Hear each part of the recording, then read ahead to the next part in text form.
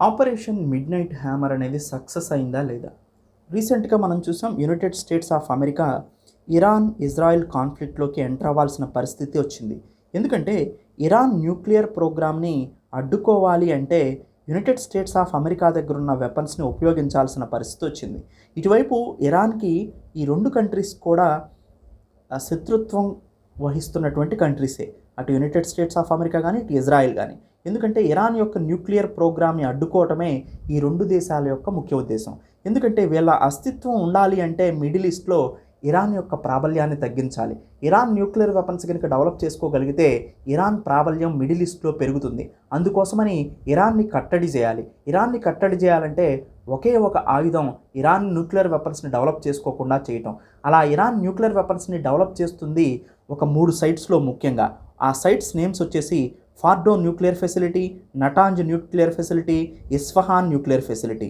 ఈ మూడిటి మీద కూడా United States of America B-2 spirit bombers, ఇవి అడ్వాన్స్డ్ 5th జనరేషన్ కన్నా ఎక్కువగా ఉన్నటువంటి స్టెల్త్ ఫైటర్ జెట్స్, రాడార్స్కి దొరక్కోకుండా వెళ్తాయి. ఒక్కొక్క యూనిట్ కాస్టే $2 బిలియన్ ఉంటుందన్నమాట. అలాంటి ఈ ఫైటర్ జెట్స్ ఉపయోగించి GBU-57A/B అనే బంకర్ బస్టర్ బాంబ్స్, వీటిని ఎందుకు ఉపయోగించాల్సి వచ్చిందంటే ఇవి ఏ దేశం దగ్గర కూడా లేవు. 200 అడుగులు లోపలికి వెళ్తాయి ఇవి. అలా లోపలికి పెనట్రేట్ అయ్యి బంకర్ బస్టర్ బాంబ్ అంటే డిలేడ్ ఫ్యూజ్ మెకానిజం వల్ల మొత్తం లోపలికి పెనట్రేట్ అయిన తర్వాత పేలిపోతుంది అనమాట. ఇలా అండర్ గ్రౌండ్లో 20 స్టోరీ బిల్డింగ్ కట్టినా కానీ పేల్చగలిగే సామర్థ్యం దీనికి ఉంటుంది.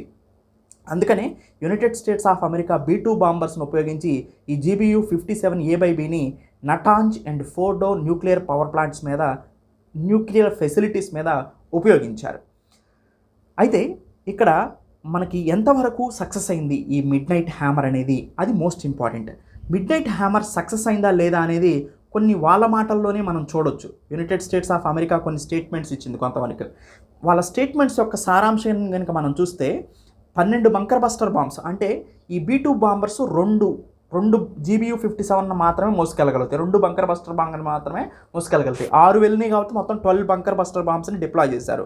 కానీ ఈ ఫార్డో న్యూక్లియర్ పవర్ ప్లాంట్ అనేది చాలా కాంప్లెక్స్ అండి. పైనేమో మౌంటైన్స్ ఉంటుంది, లోపలేమో రీఎన్ఫోర్స్డ్ కాంక్రీట్తో నింపారు. పెనట్రేట్ అవుట్ అవ్వడం చాలా కష్టంగానే ఉంటుంది.